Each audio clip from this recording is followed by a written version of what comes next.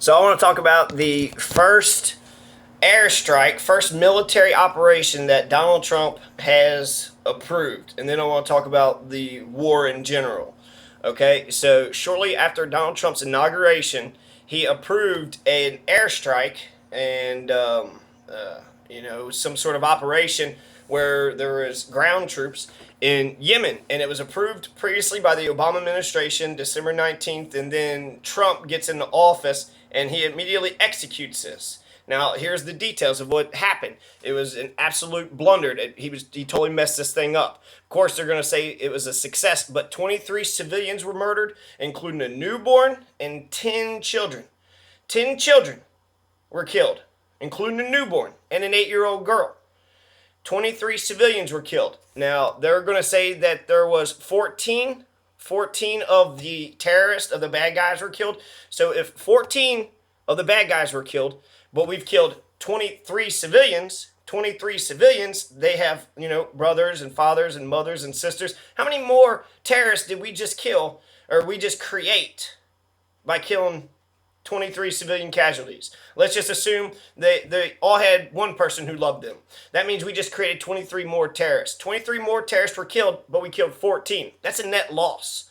We lost. We're not winning hearts and minds. So that's the body count of the Yemenis. There was a Navy SEAL who was killed. William Owens was killed, and then there were 3 troops who were injured when an MV-22 Osprey aircraft, who were sent in to evacuate the wounded, crash landed after losing power. Which I don't know if I totally believe that. Losing power, they just didn't put enough gasoline in the aircraft. They're probably shot down, but they're not telling us that's what happened. That's $70 million. That was a $70 million aircraft that we paid for. We're bombing these civilians in our name.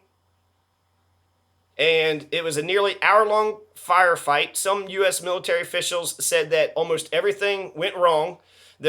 Trump went ahead and green-lighted this operation without a backup plan, without sufficient intelligence or ground support. These are the military officials saying this, of course, off the record.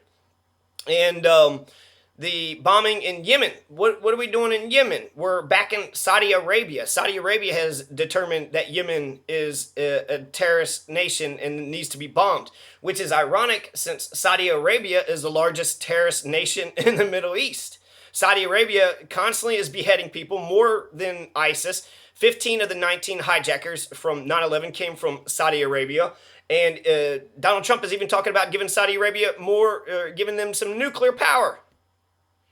Donald Trump admits that we need Saudi Arabia for their oil, but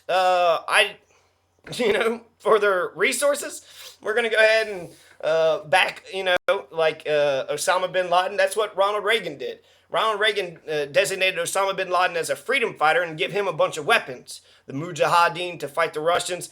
That was Osama bin Laden's a freedom fighter, according to Ronald Reagan, and Nelson Mandela is a terrorist. The U.S. got that wrong. Nelson Mandela is one of the greatest figures in human history, and Osama bin Laden, one of the worst people. But according to Ronald Reagan, the Osama bin Laden was awesome. Nelson Mandela was a piece of crap.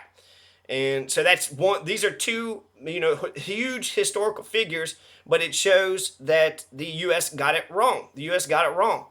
And how many more times are we going to get it wrong? How many more terrorists are we going to keep on creating?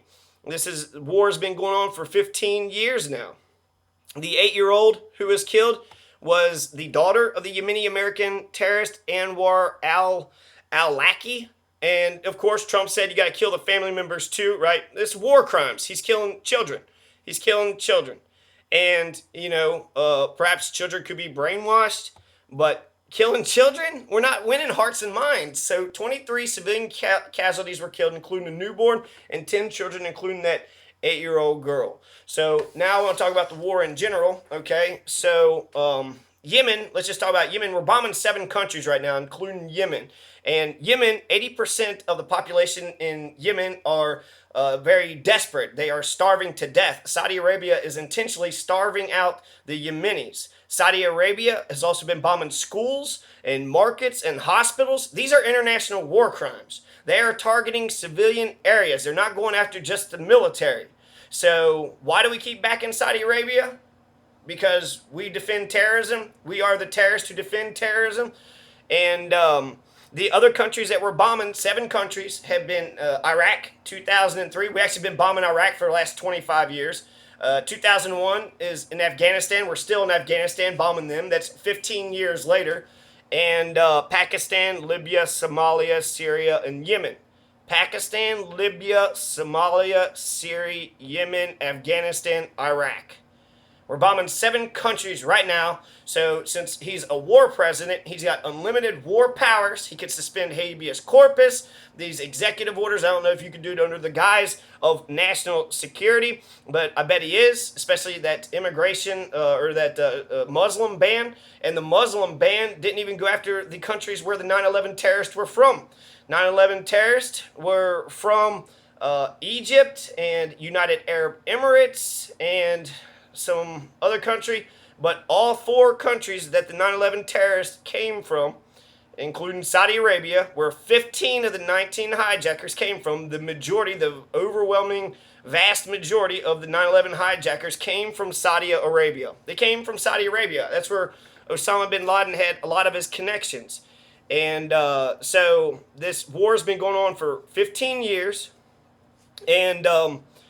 And what's the point? What are we getting out of all this? We've spent $4 trillion.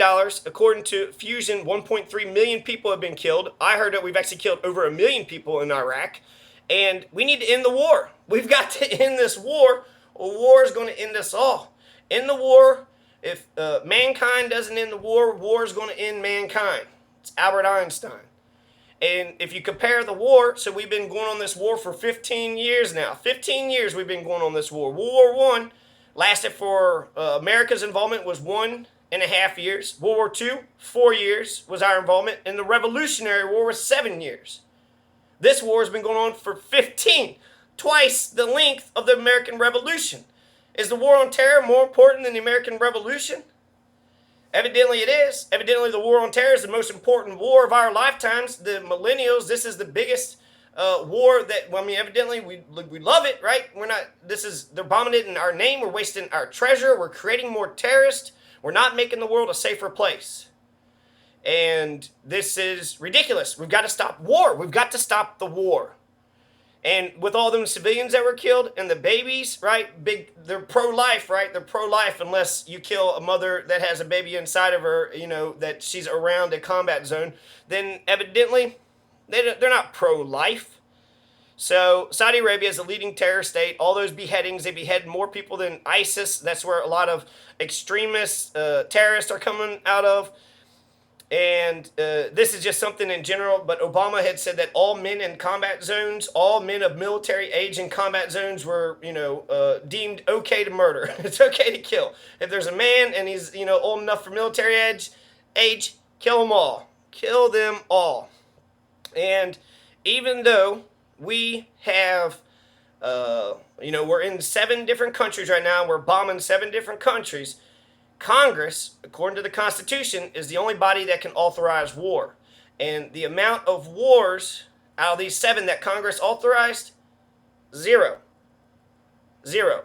This is clearly a dictatorship. Of course, he's a fascist authoritarian. He's absolutely a warmonger. When it comes to Syria, his policy, he said just let them all kill each other and let's back off. Now his policy is identical to Hillary Clinton's. Of course he's a warmonger. He gets his marching orders from Mein Kampf. He's has all these, radical and extremist white supremacists that's in his cabinets. I even heard that they were trying to wipe out the designation of white supremacist being terrorist. No, white supremacists aren't terrorists anymore, even though a lot of terrorism happens because of white supremacists, including that guy in Canada, a Trump supporter. And, what are we doing? What are we doing? Congress authorized none of these, and so we're this perpetual war machine, and I guess we've always been at war with East Asia. The war isn't meant to win anything. It's meant to be perpetual because that allows the government to curtail our freedoms. and restrict us. The FBI is looking at us as potential terrorists, but not the white supremacists. They're going to get a free pass, evidently. 4 out of 10 voters want Trump impeached. We shouldn't let this one get away with it. We let George W. Bush get away with it. We let Barack Obama get away with being a warmongering president. We shouldn't allow Trump to get away with this. Absolutely not. The millennials who are part of the information age, who have all this technology in order to stand up and resist, they're going to go the way of the hippies. And Hunter S. Thompson had a quote where he could see the high watermark. He said during the 60s, it seemed like the revolution was inevitable. They were going to win. It didn't seem like there was any stop to their momentum, but they lost. He saw the high watermark of where the freedom was, and then the wave went back into the ocean. So the hippies ran back to the establishment, and we didn't get a peace, love, and freedom society that the hippies wanted. So the hippies lost. The millennials are going to go in the way of the hippies because we're allowing this, orangutan with tiny hands, Donnie Tiny Hands, Trump, to bomb whoever the hell he wants to. So this is ridiculous.